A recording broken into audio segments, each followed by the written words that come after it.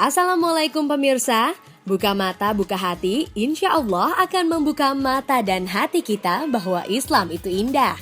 Islam itu karomah dan Islam itu agama rahmatan lil alamin. Hari ini kita akan membahas ketika banjir besar menimpa kaum Sabah, banjir besar arim bagi kaum Sabah, hingga hikmah dari kisah kaum Sabah, di mana semuanya akan kita bahas dengan menarik dan insya Allah syarat akan manfaat. Hanya di Buka Mata, Buka Hati.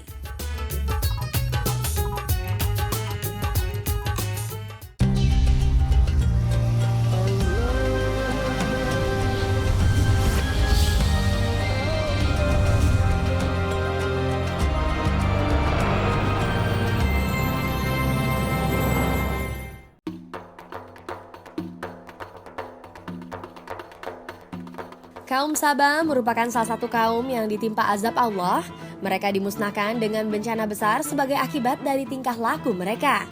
Padahal kerajaan kaum Sabah sangat kaya, negeri mereka pun sangat subur. Lalu bagaimana sejarah kaum Sabah? Bagaimana kehidupan mereka dan apa saja keunggulan mereka? Kemasyhuran negeri Sabah benar-benar sesuatu yang fenomenal dan menakjubkan bagi siapa saja yang mengetahui kisahnya. Dalam segmen ini akan dibahas sejarah kaum Sabah yang kaya, subur, namun sayangnya tamak dan tidak bersyukur sehingga harus menerima azab dari Allah Subhanahu wa Ta'ala.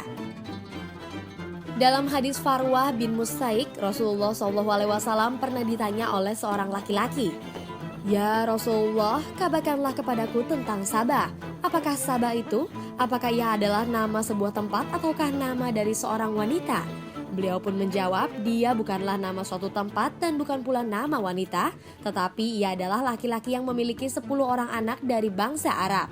6 orang dari anak-anaknya menempati wilayah Yaman dan 4 orang menempati wilayah Syam.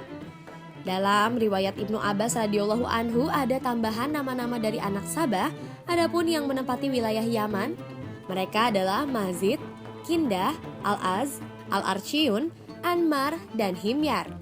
Dan yang menempati wilayah Syam adalah Laham, Judham, Amilah, dan Gasan. Nama-nama ini menjadi nama-nama kiblah di Arab. Kaum Sabah adalah satu di antara 4 peradaban besar yang hidup di Arabia Selatan. Sabah adalah sebuah kerajaan di Arab klasik yang berdiri sejak 1300 sebelum Masehi, terletak di wilayah Yaman saat ini. Kaum ini diperkirakan ada pada masa kejayaan sekitar 1000 sampai dengan 750 sebelum Masehi dan hancur sekitar 550 Masehi setelah mengalami bencana besar dan penyerangan selama 2 abad dari Persia dan Arab. Awalnya kerajaan Sabah dikenal dengan dinasti Mu'innah, sedangkan raja-raja mereka dijuluki sebagai Mukrib Sabah. Ibu kotanya Sarwah yang puing-puingnya terletak 50 km ke arah barat laut dari kota Ma'rib. Pada periode inilah bendungan Ma'rib mulai dibangun. Periode antara tahun 1300 sebelum Masehi hingga 620 sebelum Masehi. Kebudayaan seperti terlibat dalam kegiatan perdagangan. Kaum Sabah memiliki dan mengatur sejumlah jalur perdagangan yang melintasi Arabia Selatan.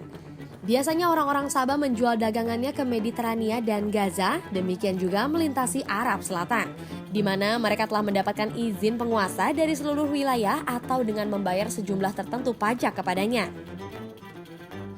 Kaum Sabah telah dikenal sebagai orang-orang yang beradab dalam sejarah.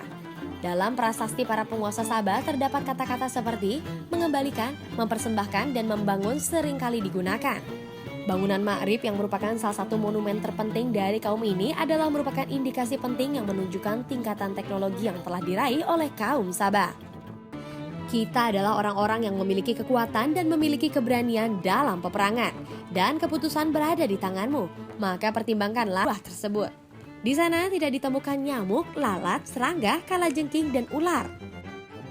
Menurut Al-Qushayri, penyebutan 2 kebun tersebut tidak berarti bahwa di Sabah kala itu hanya terdapat 2 kebun itu saja. Tapi maksud dari 2 kebun itu adalah kebun-kebun yang berada di sebelah kanan dan kiri lembah atau di antara gunung-gunung tersebut. Kebun-kebun di Ma'rib saat itu sangat banyak dan memiliki tanaman yang bervariasi. Ibu kota dari Sabah yakni Ma'rib sangat makmur berkat letak geografisnya yang sangat strategis. Ibu kota ini berdekatan dengan Sungai Adana. Titik di mana sungai bertemu Jabal Balak sangatlah tepat untuk membangun sebuah bendungan. Dengan memanfaatkan keadaan alam ini, kaum Sabah membangun sebuah bendungan di mana peradaban mereka pertama kali berdiri dan sistem pengairan mereka pun dimulai. Bendungan Ma'rib atau juga dikenal dengan nama Bendungan Arim ini mendistribusikan airnya ke ladang-ladang penduduk dan juga menjadi sumber air di wilayah Ma'rib. Mereka benar-benar mencapai tingkat kemakmuran yang sangat tinggi. Kota Ma'rib menjadi salah satu kota termodern saat itu. Literatur sejarah menyebutkan bahwa yang membangun Bendungan Ma'rib adalah Raja Saba bin Yasyjub, sedangkan buku-buku tafsir mencantumkan nama Ratu Bilqis sebagai pemrakarsa dibangunnya bendungan ini. Ratu Bilqis berinisiatif mendirikan bendungan tersebut lantaran terjadi perebutan sumber air di antara rakyatnya yang mengakibatkan mereka saling bertikai bahkan saling membunuh. Dengan dibangunnya bendungan ini, orang-orang Sabah tidak perlu lagi khawatir akan kehabisan air dan memperebutkan sumber air, karena bendungan tersebut sudah menjamin kebutuhan air mereka, mengairi kebun-kebun dan memberi minum ternak mereka. Ketinggian Bendungan Ma'rib mencapai 16 meter, lebar 60 meter dengan panjang 620 meter. Total wilayah yang dapat diairi oleh bendungan ini adalah 9.600 hektar. Berkat bendungan ini dan sistem pengairan tersebut, maka daerah ini sangat terkenal memiliki pengairan yang terbaik dan kawasan paling subur di Yaman. Bendungan ini sangat menyebabkan kawasan Sabah sangat produktif. Namun demikian, perbaikan yang dilakukan ini ternyata tidak mampu mencegah keruntuhan bendungan ini pada tahun 542 Masehi. Runtuhnya bendungan tersebut mengakibatkan banjir besar Arim yang disebutkan dalam Al-Quran serta mengakibatkan kerusakan yang sangat hebat. Kebun-kebun anggur, kebun dan ladang-ladang pertanian dari kaum Sabah yang telah mereka panen selama ratusan tahun benar-benar dihancurkan secara menyeluruh. Dan kaum Sabah pun segera mengalami masa resesi yang terjadi setelah hancurnya bendungan tersebut. Negeri Sabah berakhir dalam waktu tersebut yang dimulai dengan hancurnya bendungan. Kaum Sabah begitu kaya, begitu makmur, tanahnya subur dan rakyatnya sejahtera. Namun mengapa mereka harus menanggung azab dari Allah?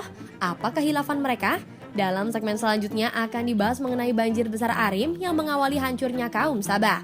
Apa yang menyebabkan mereka harus menanggung azab dari Allah dan hikmah yang bisa kita ambil dari kisah ini?